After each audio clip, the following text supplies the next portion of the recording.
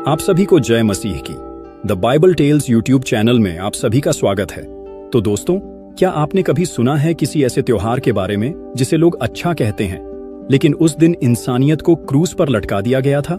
जिस दिन एक निर्दोष व्यक्ति को बेरहमी से पीटा गया, उसके लहूलुहान शरीर पर कांटों का ताज सजाया गया, और फिर भी दुनिया उसे गुड फ्राइडे कहती है।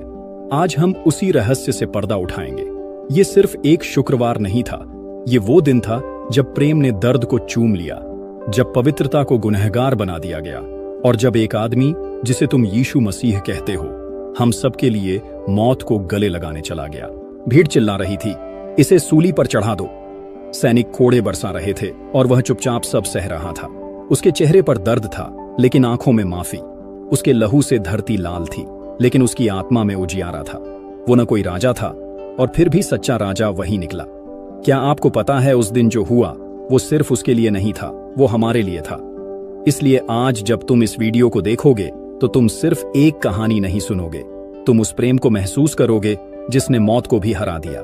गुड फ्राइडे यह एक दिन नहीं, एक दस्तावेज है जिसमें लिखा है कि ईश्वर ने तुमसे कितना प्रेम किया।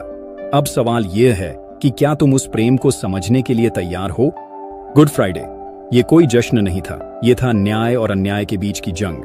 ये वो दिन था जब पाप की सजा एक ऐसे ने उठाई जिसने कभी पाप किया ही नहीं। क्या आपने कभी सोचा है कि क्यों कोई इतना बड़ा बलिदान देगा, और वो भी उन लोगों के लिए जो उसे पहचानते तक नहीं थे? जरा सोचिए, एक क्रूस, 3 कीलें और उस पर लटका एक प्रेम।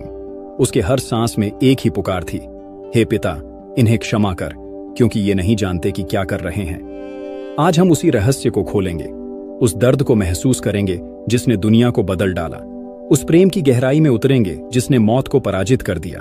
तो अगर आप तैयार हैं तो अपने दिल को खोलिए, अपनी आत्मा को शांत कीजिए, क्योंकि जो कहानी अब शुरू होने जा रही है वो सिर्फ एक इतिहास नहीं, बल्कि वो तुम्हारी और मेरी मुक्ति की चाबी है।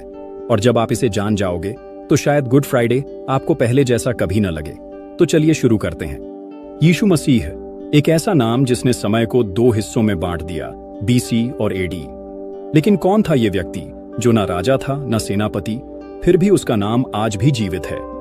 यीशु एक गरीब बढ़ाई के घर जन्मा था। उसने न तो धन जोड़ा, न ही कोई महल बनवाया। फिर भी वो जहां भी गया, प्रेम, करुणा और चमत्कार उसके साथ चलते थे। वो अंधों को दृष्टि देता था, मृतकों को जीवित करता था और भूखों को भोजन देता था। उसकी बातें सीधे आत्मा से बात करती थी।